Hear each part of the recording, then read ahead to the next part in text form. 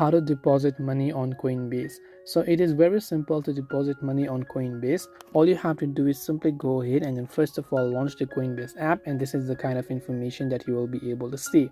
From here, what you have to do is just simply tap on the multiple dots icon from the top left of the screen there. Once you tap on that icon, this is the kind of interface that you will be able to see right here, right?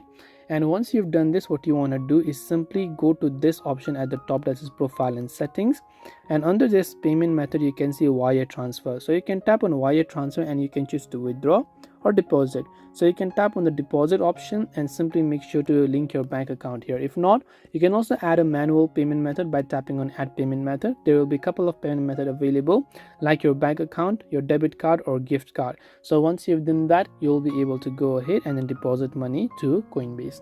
So I hope that this video really helped you. If you have got any further questions, feel free to also leave them down in the comment section below.